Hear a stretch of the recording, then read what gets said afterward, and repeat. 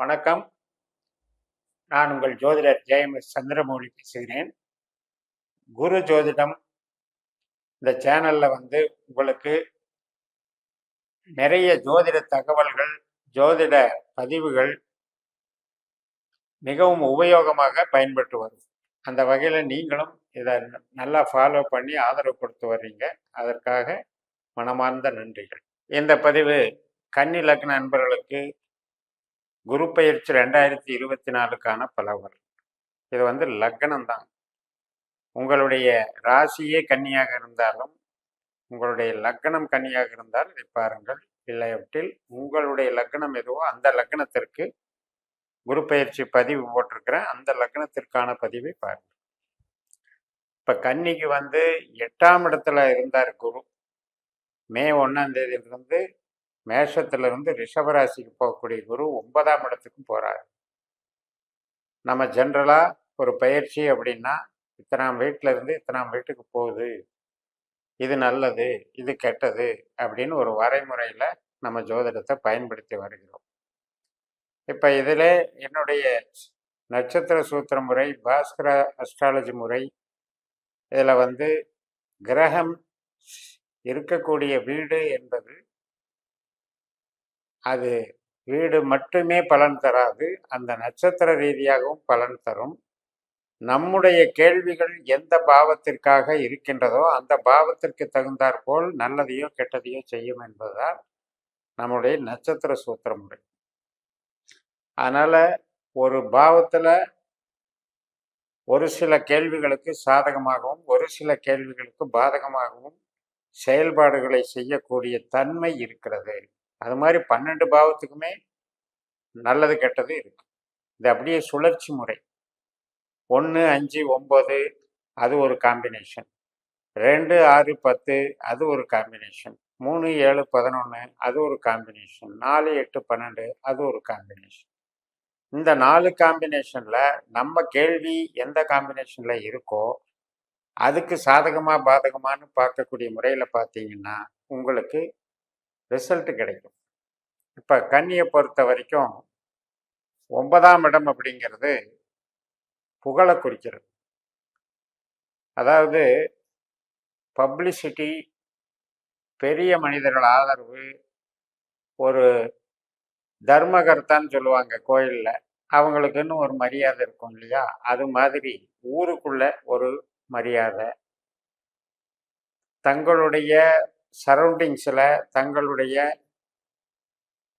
நிர்வாகத்தில் நமக்கு கிடைக்கக்கூடிய அங்கீகாரம், அது மட்டும் இல்லை படிப்பு, நல்ல உயர்ந்த படிப்பு படிக்கிறது, ஆன்மீகத்தில் ஈடுபடுறது, ட்ரஸ்ட்டு ஏற்படுத்துறது, டிரான்ஸ்போர்ட் சம்மந்தமாக இயக்கிறது, போதனா மார்க்கத்தில் இருக்கிறது.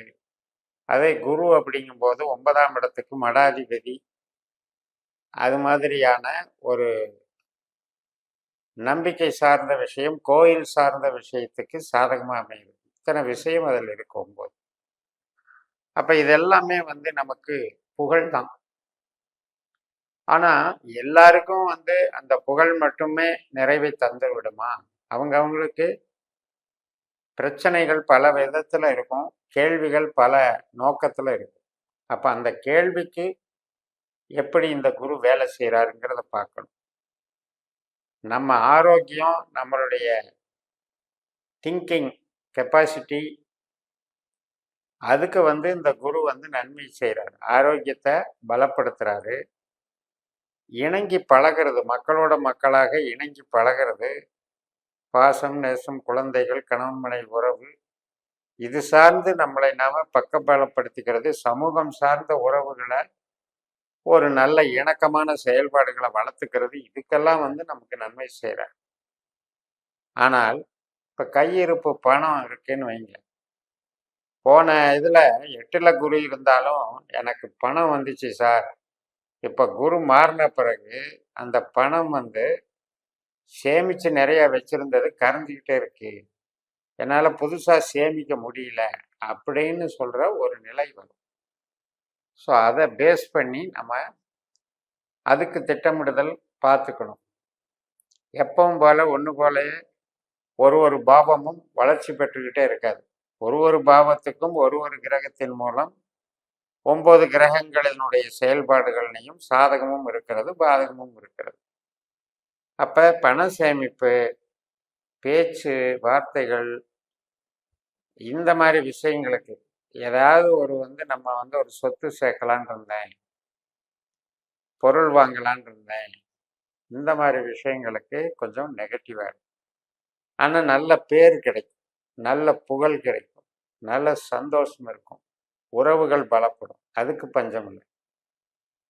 இப்போ ஒரு இடமாற்றம் செய்யலாம், ஒரு ஊர் விட்டு ஊர் மாறுறது, வீடு விட்டு வீடு மாறுறது, ஃபீல்டு விட்டு ஃபீல்டு மாறுறது, ஐடி லைனில் அடுத்தடுத்த ப்ராஜெக்ட்டுக்கு போகிறது, கன்சல்டிங் பிஸ்னஸ் பண்ணுறது, இதுக்கெல்லாம் சாதகமாக இருக்கு. உங்களுடைய இளைய சகோதர சகோதரி வழியில் திருமணம் ஆகிறது, உங்களுக்கு குழந்தை பிறப்புக்கு சாதகமாக வேலை செய்கிறது, திருமண காரியங்கள், சுப காரியங்கள் எல்லாத்துக்குமே நல்லா இருக்கக்கூடிய ஒரு அற்புதமான அமைப்பு தான் இந்த 9. வேலை சார்ந்த இதில் சின்ன சின்ன குழப்பங்கள் இருந்துக்கிட்டே இருக்கும். ஒரே ஒரு இடத்துல ரொம்ப வருஷமாக வேலை பார்க்குறோம், ஆனால் திடீர்னு எனக்கு டிபார்ட்மெண்ட்டு கொஞ்சம் டம்மி டிபார்ட்மெண்ட்டை கொடுத்துட்றாங்க, மாற்றி மாற்றி கொடுத்துட்றாங்கன்னு சொல்கிறோம் இல்லையா? அது மாதிரி சில இன்டர்னல் சேஞ்சஸ் கொஞ்சம் நமக்கு வெயிட்டேஜ் கம்மியாக இருக்கும், பட் வேலையும் கம்மியாக இருக்கும். அதனால் பொருள் சார்ந்து, பணம் சார்ந்து, பதவி சார்ந்து பெருசாக எதிர்பார்க்காம இருக்கணுங்கிறது தான் இதனுடைய பொருள். ஆனால் உறவு சார்ந்து, கலைகள் சார்ந்து, தனித்திறமை சார்ந்தது நமக்கு நன்மை தருங்கிறது சந்தேகம் இல்லை. அதே நேரத்தில் ஆயுள் பலம், இப்போ ஒரு நோய்க்கு சிகிச்சைகள் எடுக்கிறது, இதுக்கெல்லாம் தீர்வு கிடைக்கும். ஒரு வழக்கிலிருந்து விடுதலை ஆகிறது, கடன் அடைபடுறது, இதுக்கெல்லாம் கொஞ்சம் நன்மைகள் கிடைக்கும். பூர்வீக சம்மந்தப்பட்ட சொத்து வைத்து சில பேர் கடன் அடைக்கிறது, பூர்வீகத்தினால நமக்கு ஒரு பெனிஃபிட் கிடைக்கிறதுனால ஏதாவது ஒரு பிரச்சனை, அதுக்கு தீர்வு கிடைக்கும். அதே மாதிரி இப்போ நம்ம புதுசாக இடம் வாங்கிறது, பூமி வாங்கிறது, வாகனம் வாங்கிறது, இதுக்கெல்லாம் லோன் எதிர்பார்க்கறதுக்கு லோன் கிடைக்கும். மெயினாக ஸ்மார்ட் ஒர்க்குக்கு நல்லா இருக்கும். கலை சார்ந்த, படைப்புகள் சார்ந்த, கம்யூனிகேஷன் சார்ந்த அனைத்து விதமான தொழில்களும், கமிஷன் தொழில்களும் நன்றாகும். ஆனால் உற்பத்தி சார்ந்த தொழிலுக்கு இது அவ்வளவு சிறப்பு இருக்காது. அதனால் புதுசாக தொழில் தொடங்க நினைப்பவர்கள் இந்த காலத்தை பயன்படுத்தக்கூடாது. அது உற்பத்தி சார்ந்த தொழில். நான் ட்ரேடிங் பண்ணுறேன், மேனுஃபேக்சரிங் பண்ணுறேன், டீலர்ஷிப் எடுக்கிறேன் அப்படின்ட்டு நம்ம லைசன்ஸ் வாங்கி கடை நடத்துகிற விஷயத்துக்கு போகக்கூடாது. மூத்த சகோதர சகோதரி வழி, நண்பர்கள் வழி அவங்களுக்கு நடக்கக்கூடிய சுப நிகழ்ச்சிகள், நல்ல காரியங்களெல்லாம் நல்லா நடக்கும். குழந்தைகளுக்கு நடக்க வேண்டிய நல்ல காரியங்களும் நல்லா நடக்கும்.